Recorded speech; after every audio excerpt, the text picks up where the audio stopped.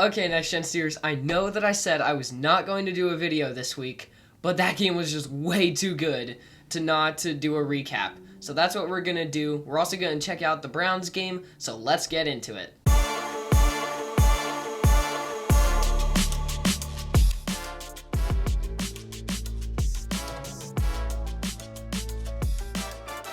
I still cannot believe that last play.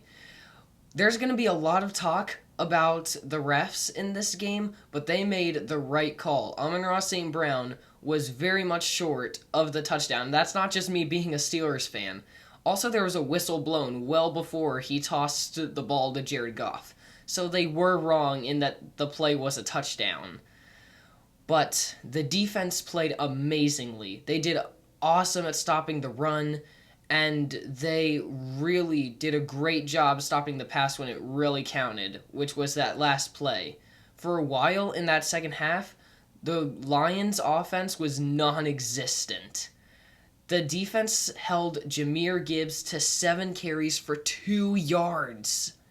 And this is like one of the best running backs in the league right now. David Montgomery only had 14 yards rushing, so the Steelers completely eliminated the best running back tandem in the league without TJ Watt and without Deshaun Elliott or James Pierre or even Nick Herbig.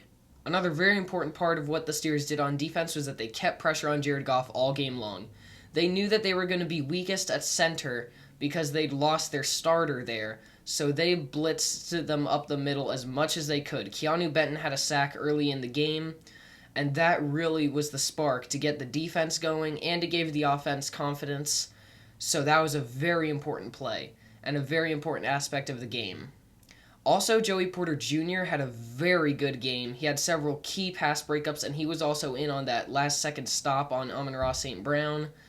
He's definitely a very, very good corner, and he has progressed a lot. And I frankly don't care about the penalties, because even if he gets penalties, he is making sure that these very good players do not have significant impacts on the game. Amon-Ra St. Brown is one of the league's best route runners, and Joey covered him almost flawlessly, barely allowing him to catch anything until the second half.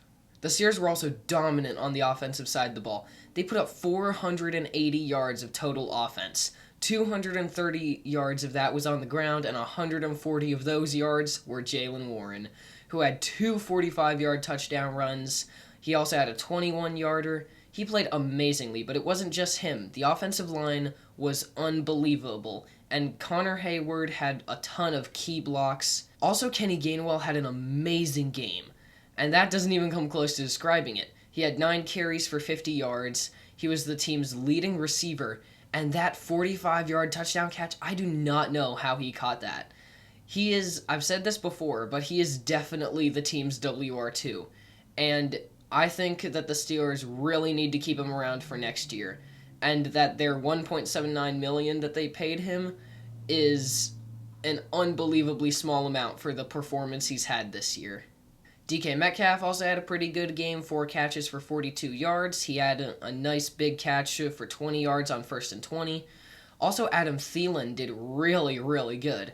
He only had 80 yards on this whole season coming into this game. That's also including the yards he had with the Vikings. And he had 4 catches for 49 yards, converted 3 third downs, and finally allowed the Steelers to attack the middle of the field. Darnell Washington had a pretty good game, 3 catches for 36 yards. I know he had that fumble in the red zone, but I personally think that ball was slightly off target because Rodgers was being pressured, and I don't think Washington even really had a chance to secure it correctly. But he also caught a really nice pass that he took for 13 yards near the end of the game. Aaron Rodgers had a really great performance. He threw for 260 yards. He had a lot of different players. Scotty Miller even got involved. He had 3 catches for 19 yards. One of those was a 7-yard catch to convert a 4th and 2. He also had a nice sideline catch. Jonnu Smith had a great day running the ball. He didn't get any catches, but he also ran for 20 yards on a play. So it's very cool to see how the Steelers are using him as kind of like a gadget player at the tight end position. I can't remember the last time the Steelers had a tight end that they used that way. This was a very important win for the Steelers, And their next game will also be pretty important, even though it's against the Browns, who are kind of still the joke of the league. The Ravens lost to the Patriots, so if the Steelers win against the Browns and the Ravens lose one more time, we can clinch the division, fourth seed overall, and host a playoff game. So this game is pretty important. Let's get into it.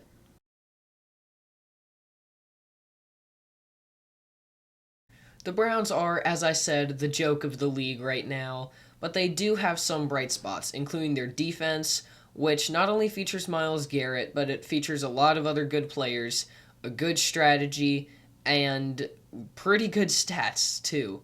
However, they are allowing more rushing yards than they have in the past. They're averaging over 100, which a lot of teams are this year, so the Steelers should still be able to run the ball against them. Last time these teams faced off this season, the Steelers did run all over them. Jaylen Warren had 11 carries for 52 yards, Gainwell had over 30, and even Caleb Johnson got 15 on 6 carries, so the Steelers should still be able to run the ball. Also, the last time these two teams met, Aaron Rodgers was able to work at his will with 225 passing yards and 2 touchdown passes. So I don't think that the Browns' secondary is too much of an issue. I really don't think too much about the Browns is an issue for this Steelers team, unless something like what happened last year in the snow happens, and that would be a real disappointment. On the Browns' offense, they have players like Shedeur Sanders, who did recently hurt his hand, so we don't really know what his availability will be like for this Sunday. Isaiah Bond, who has been pretty good considering he came into the NFL undrafted. Jerry Jeudy, who is still a pretty solid receiver, even though he's not having the 1,200-yard season he had last year. And, most importantly, Harold Fannin, who is really, really good for a rookie. He came into the NFL as a third-round pick. While Fannin is a very good tight end, he isn't going to change the game in favor of the Browns. So really, I definitely think that the Steelers have this one in the bag. I'm predicting a 34-17 win for the Steelers. Let me know what your predictions are in the comments below. Here we go, Steelers, and I will see you next week.